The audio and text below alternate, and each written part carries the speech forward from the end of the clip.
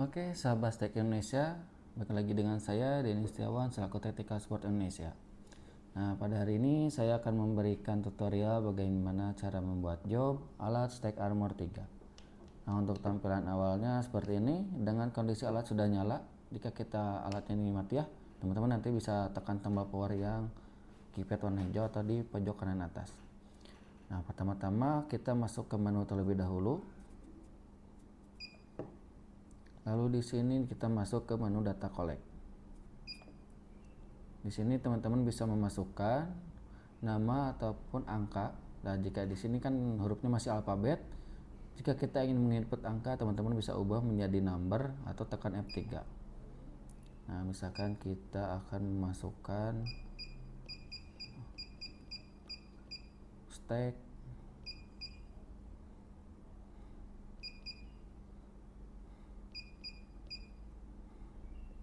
kita ubah dari number 03. Nah, di sini untuk file jobnya sudah dibuat dengan nama file stack 03.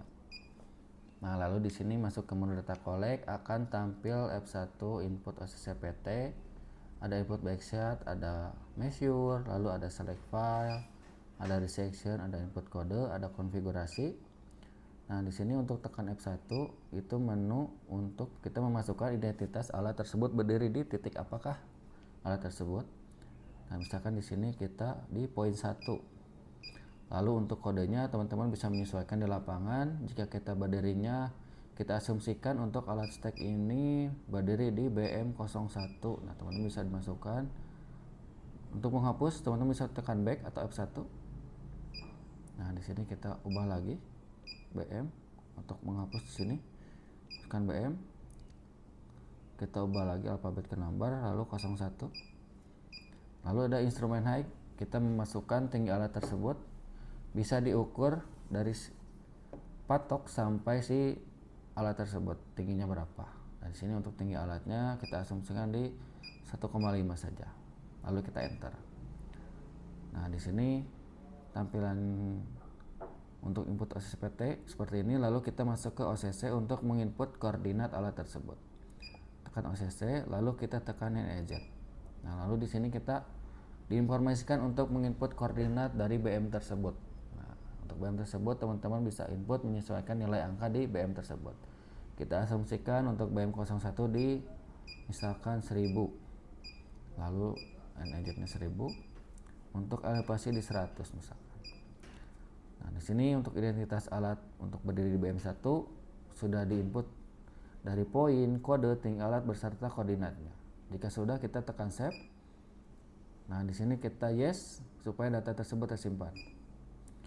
Lalu di sini kita input backside atau kita masukkan titik acuan kita. Biasanya kalau BM itu sepasangnya dengan CP mungkin ya.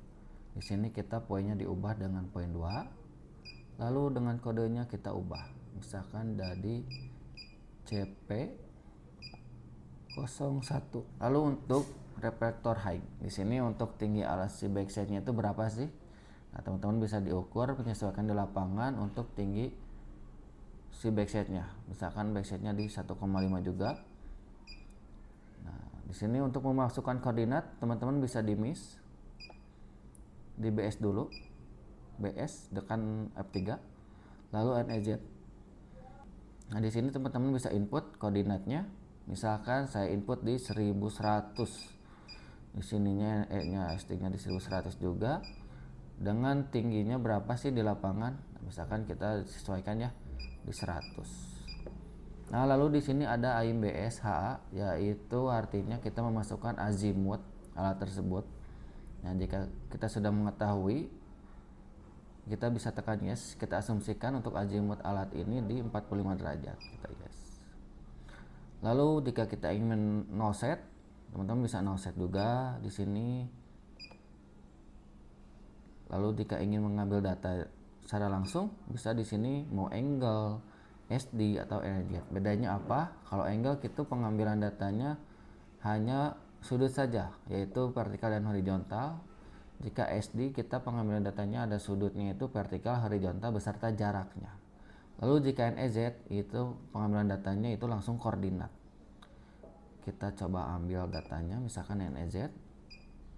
Nah, di sini untuk NEZ-nya seperti ini koordinatnya. Sekarang kita save. Lalu di sini ada measure ataupun per site. Nah, di sini kita ubah jadi poin 3.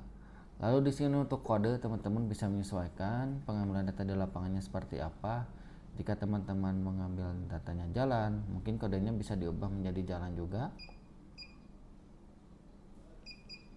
Nah, seperti ini. Dengan tinggi reflektornya itu berapa? Mungkin kalau untuk target si perset itu untuk situasi atau topografi itu menggunakan stick pole dengan tingginya itu bisa menyesuaikan. Kita asumsikan tinggi di 1,8.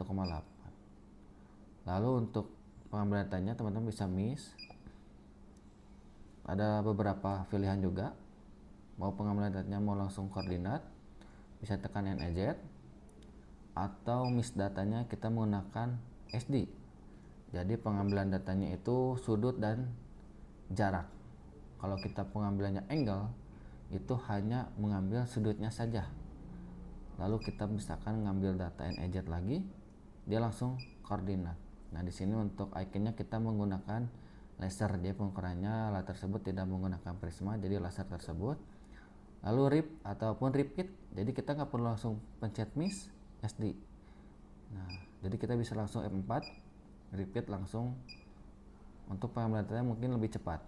Lalu atau enggak, ada di samping kanan alat tersebut. Di sini ada trigger key, dia warna merah. Kita tekan. Untuk pengambilan datanya lebih mudah. Lalu di sini untuk tampilan kedua di data collect seperti ini. Untuk select file kita bisa melihat file-file yang kita tadi sudah diambil. Lalu ada di ke bawah lagi di sini untuk resection untuk mengetahui jika alat tersebut belum memiliki nilai koordinat. Jadi kita membutuhkan kurang lebih 2 atau 3 titik yang sudah memiliki koordinat dan si alat tersebut tidak memiliki nilai koordinat sama sekali. Itu perhitungannya akan terjawab oleh alat tersebut. Lalu ada input kode. Di sini ada kode-kodenya, teman-teman bisa input. Jadi nanti kita tinggal panggil. Lalu ada konfigurasi. Nah, ini untuk measure mode kita menggunakan single. Lalu untuk miss time untuk pengambilannya kita one time. Lalu auto save. Nah, teman-teman di sini bisa dinyalakan atau dimatikan untuk auto save.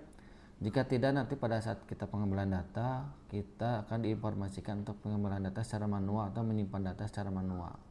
Karena tadi saya diklik auto save, jadi begitu kita mengambil data, itu langsung otomatis tersimpan. Lalu di sini ada collect set untuk input point first, atau kalau F2 itu untuk kalau untuk F2 itu measure first. Lalu ke bawah lagi sini ada auto offset juga. Nah, oke, mungkin itu tutorial bagaimana membuat project dan setting untuk pengukuran topografi ataupun situasi di lapangan. Semoga video ini bermanfaat. Terima kasih. Salam survei, salam koordinat.